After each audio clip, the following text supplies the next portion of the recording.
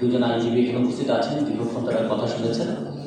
আমি আমাদের এখানে পাবলিক ভয়েসের যে কর্তৃপক্ষ আছে তাদের বলবো সম্ভব হলে তাদের একটা কমেন্ট আপনারা নিয়ে রাখবেন।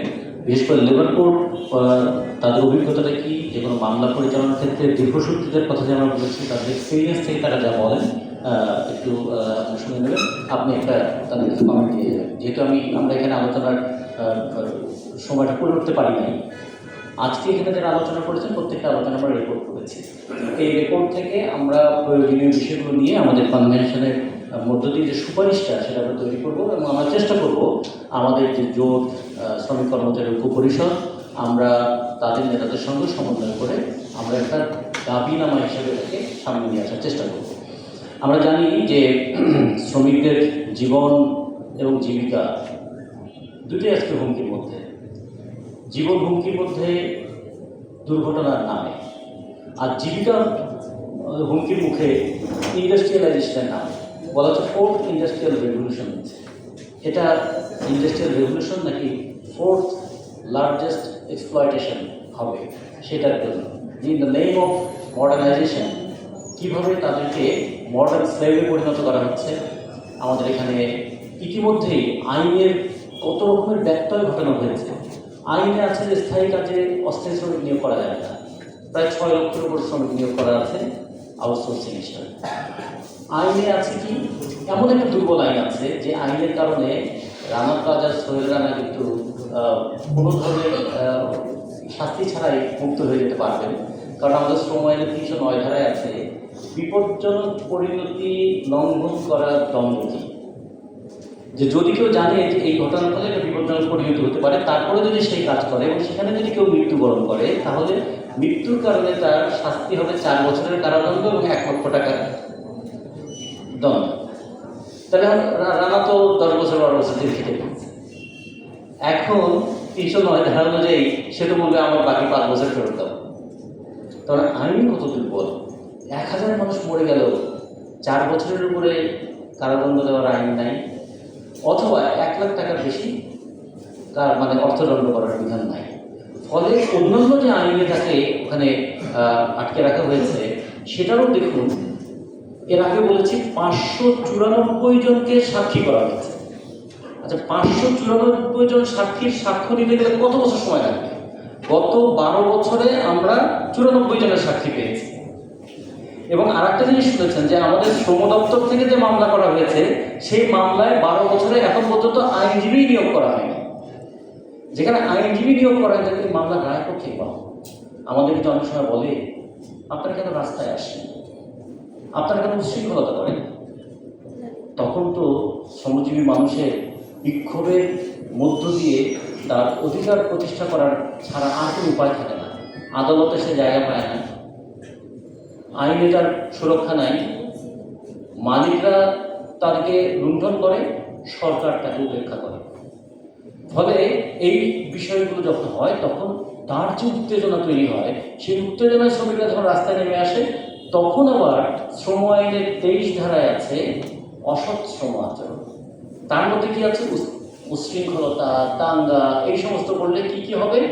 কেউ যদি 20 বছর চাকরি করে 19 বছর ঠিক মতো চাকরি করার পরে 20তম বছরে গিয়ে যদি সে কখনো উত্তেজনা প্রকাশ করে তাইলে যে 20 বছরের তার যে প্রাপ্য সেগুলো তাকে বাতিল করে দেওয়া হবে। এই ধরনের আইন দিয়ে হাতে পায়ে শেকল বেঁধে রাখা হয়েছে আমাদের। কিন্তু অনেক সময় বলবে কি আমাদের আইনগুলো ভালো, প্রয়োগ খারাপ। আমরা তো আইনের, আমি কিছুদিন শ্রম আদালতে থাকার মধ্যে দেখলাম যে আইনটাই এমন যে আইনে আসলে এখান থেকে নড়াচড়া করার কোনো উপায় নেই। ফলে সেই কারণে আমরা এই কনভেনশন থেকে বলবো যে শ্রম আইনের একটা গণতান্ত্রিক সংশোধনী দরকার। বিচারগুলোকে যথাযথ করবার জন্য বিচারকে আমরা যেন জাস্টিস ডিলেই এই কথাটা না শুনতে হয়। আমরা তো কখনো কোনো জাস্টিস ডিলেই বলি, কখনো বলি এটাকে জাস্টিস না, জাস্টিস মানে এটা নিয়ে মানুষকে আসলে এক ধরনের টিটকারি করা, যে তোমাকে তো আদালতে পাঠিয়ে দিয়েছে, 3-4 মাসের সে নোটিশ পেড টাকা পাবে, সব মিলিয়ে ধরুন 50,000 টাকা। 2.5 বছর মামলা চালানোর পরে কোর্ট বললেন এখন একটা আলোচনা করে আসুন। মানে 2.5 বছর মামলা চালানোর পরে আলোচনা করে 50,000 টাকার পরে দেন দরবার করে এটা ঠিক হলো 22,000 টাকা সে পাবে। এই 22,000 টাকা সেটেল করার পরে সে 2.5 বছর আইনজীবীকে কি ফি দেবে আর নিজেকে কি নিয়ে যাবে। ফলে কিভাবে দেখুন আইন আদালতে যেন না যায় সে ব্যবস্থা করা হয়েছে, গিয়ে যেন প্রতিকার না পায় তার ব্যবস্থা করা হয়েছে। ফলে সমস্ত বিষয়গুলো যুক্ত হয়ে আছে। ফলে আমরা যখন রানা প্লাজা নিয়ে আলোচনা করছি, রানা প্লাজাটা দেখা যায়। এঙ্গেলস যেমন বলেছিলেন কাউকে যখন গুলি করে মারে তখন সেটা দেখা যায়, কিন্তু কাউকে যখন তিলে তিলে মারে তখন সেটা দেখা যায়। তাহলে আমাদের এই ব্যবস্থা, এই শোষণমূলক ব্যবস্থা তিলে তিলে মারে, শারীরিকভাবে মারে, মানসিকভাবে মারে এবং তার ভবিষ্যৎ থেকেও মারে। এমন নিম্নতম মজুরির ফাঁদে রেখে দিয়েছে যে আমাদের বাংলাদেশের 100 জনের মধ্যে 43টা যুবক তারা হচ্ছে নিট, NEET, মানে not in education, employment and training. তাদের কোনো শিক্ষা নাই, তাদের কোনো কাজ নাই, এমনকি তাদের প্রশিক্ষণও নাই। তাহলে তারা কী করবে? তারপর আমরা কিন্তু উন্নয়নের একদম উপরে শিখরে উঠে গেছি। তো ফলে এগুলো রানা প্লাজা আমাদের অনেক কিছু দেখিয়েছে, রানা প্লাজা আমাদের অনেক কিছু শিখিয়েছে, এবং রানা প্লাজার এই দেখানো এবং শেখানো থেকে আমাদের এখনও তো আন্দোলনে নামা দরকার। সেই আন্দোলনে নামার ক্ষেত্রে আমার অর্থনীতিবিদদের সহযোগিতা পাবো, আইনজীবীদের সহযোগিতা পাবো, আমাদের সমাজের যারা নানা দিক থেকে আমাদের সহযোগিতা করে। যখন জিআইজেটের সঙ্গে একবার আমি যুক্ত হলাম তখন আমাদেরকে বলা হলো যে আমরা একটা এমপ্লয়মেন্ট ইনজুরি একটি স্কিমের মতো করবো। তাদের সহযোগিতায়, আইএলওর সহযোগিতায় আমি গেলাম একটু কম্বোডিয়া, বাংলাদেশের চেয়ে মাথা পিছু আয় কম সেই দেশে। আর আরেকটা গেলাম মালয়েশিয়া, বাংলাদেশের চেয়ে মাথা পিছু আয় একটু বেশি। সেখানে নিয়মটা দেখে আসলাম। সেখানে যে শ্রমিক আন্দোলন শক্তিশালী ছিল, যে প্রত্যেকটা শ্রমিককে কর্মক্ষেত্রে নিয়োগ করার পরে তার যে বেসিক বেতন, সেই বেসিক বেতনের 0.8% টাকা জমা থাকে। তার মানে যদি কারো 12,500 টাকা বেতন হয় তাহলে বেসিক হচ্ছে 8,000 টাকা। 8,000 টাকা 0.8% মানে হচ্ছে 64 টাকা। তাহলে মালিক প্রতি মাসে 64 টাকা করে জমা রাখবে। এই 64 টাকা হচ্ছে একটা আপৎকালীন ফান্ড। এই ফান্ডটা মানে মালয়েশিয়াতে হয়েছে, তাদের তখন দেখে আসলাম 6 বিলিয়ন রিঙ্গিট।